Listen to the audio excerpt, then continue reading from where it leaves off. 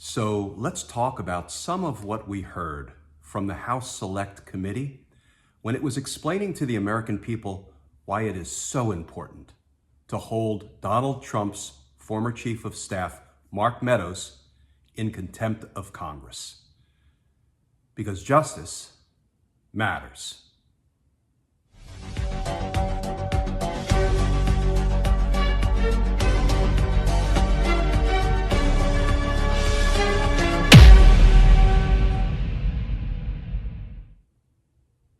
Hey all, Glenn Kirshner here.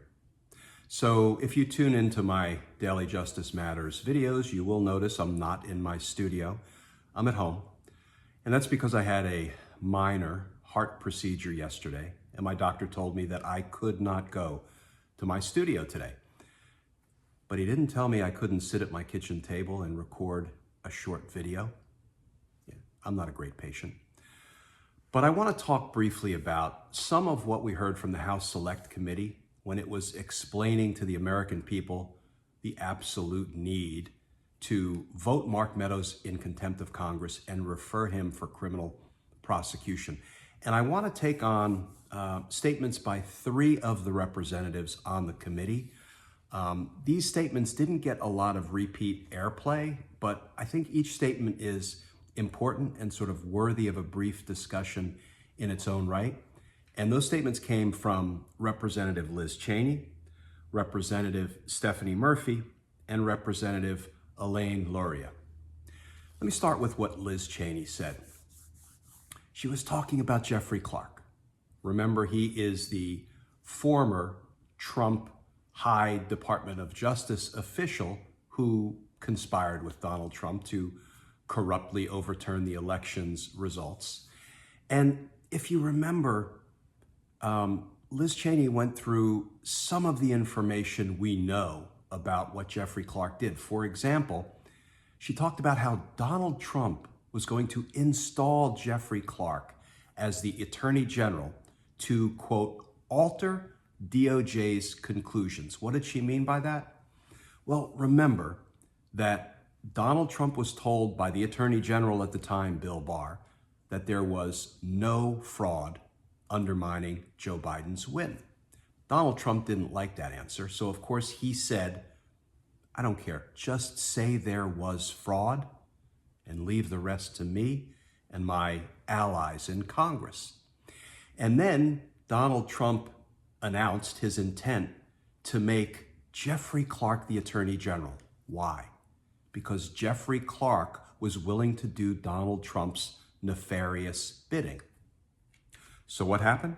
Well, Jeffrey Clark went back to the Department of Justice and drafted letters to election officials in the battleground states. We saw the letter he drafted to Georgia state election officials, giving them a blueprint to corruptly overturn the election results.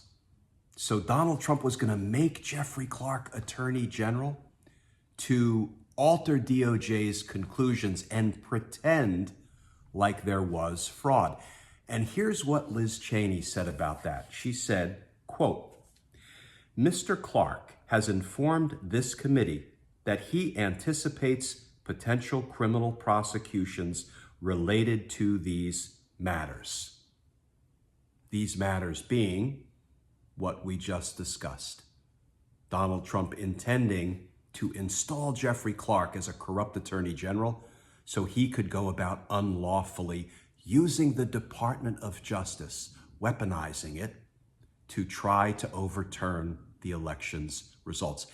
And Jeffrey Clark announced that he expects there will be criminal prosecutions regarding these matters. Folks, do we really think the Department of Justice is not criminally investigating these matters when Jeffrey Clark, one of DOJ's own former high officials, said he anticipates potential criminal prosecutions related to these matters? Hang on, folks, because in my opinion, indictments are coming. Now let me turn to something that Representative Stephanie Murphy said. It didn't get a lot of repeat airplay, but I really appreciated what she said about the importance of subpoenas, both court subpoenas and legislative subpoenas.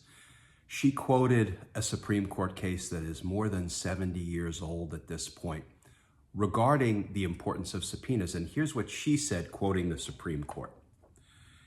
A subpoena has never been treated as an invitation to a game of hare and hounds in which the witness must testify only if cornered at the end of the chase. If that were the case, then indeed the great power of testimonial compulsion, so necessary to the effective functioning of courts and legislatures, would be a nullity. We have often iterated the importance of this public duty, which every person within the jurisdiction of the government is bound to perform when properly summoned. A public duty ignored, violated, debased by Mark Meadows. And friends, let me finish with something that Representative Elaine Luria said, because she really summed up and drove home just how deeply involved in the insurrection Mark Meadows really is. I'm going to take slight liberties with the words she used, but Representative Luria said essentially, the attack on the U.S. Capitol, quote, runs right through Mark Meadows, close quote. And so I, for one, want to thank Liz Cheney. I want to thank Representative Elaine Luria. I want to thank Representative Stephanie Murphy for driving home important points in the discussion, the presentation about why Mark Meadows must be referred for criminal prosecution. And now he should be voted in contempt. He should be referred to the D.C. U.S. Attorney's Office for criminal prosecution. He should absolutely go the way of Steve Bannon.